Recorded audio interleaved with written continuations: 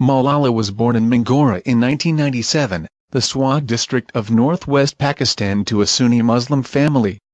She was named Malala, which means grief-stricken, after a famous female passion poet and warrior from Afghanistan. Her father, Ziauddin Yousafzai, is a poet, and runs a chain of public schools. He is a leading educational advocate himself. In 2009, she began writing an anonymous blog for the BBC expressing her views on education and life under the threat of the Taliban taking over her valley. It was her father who suggested his own daughter to the BBC, she wrote under the byline Gulmakari. During this period, the Taliban's military hold on the area intensified.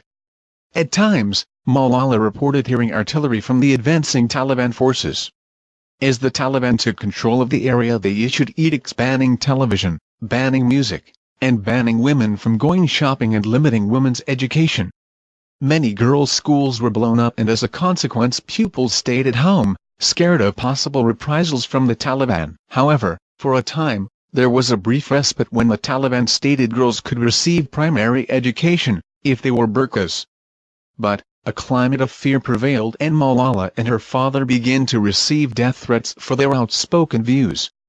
As a consequence, Malala and her father began to fear for their safety. Her father once considered moving Malala outside of Swat to a boarding school, but Malala didn't want to move.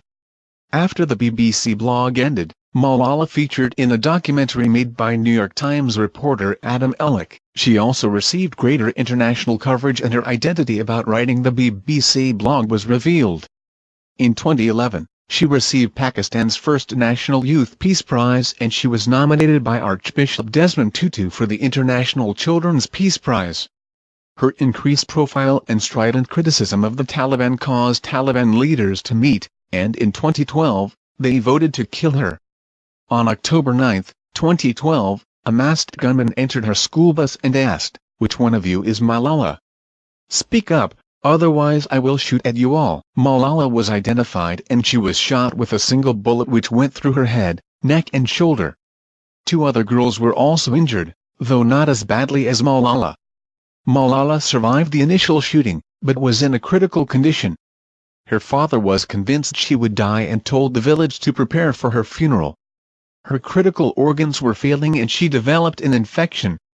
In a coma, she was moved to a hospital in Rawalpindi. Later on the 15th October she was moved to Birmingham in the United Kingdom for further treatment at a specialist hospital for treating military injuries. A couple of days later, she came out of a coma and responded well to treatment. She was discharged on January 3, 2013, and moved with her family to a temporary home in the West Midlands. Writing in her book I Am Malala, she writes, "Her assassination received worldwide condemnation and protests across Pakistan. Over 2 million people signed the Right to Education campaign. The petition helped the ratification of Pakistan's first Right to Education bill in Pakistan." Sanullah Ehsan, chief spokesman for the Pakistani Taliban, claimed responsibility for the attack, saying that Yousafzai was a symbol of the infidels and obscenity. However, other Islamic clerics in Pakistan issued a fatwa against the Taliban leaders and said there was no religious justification for shooting a schoolgirl.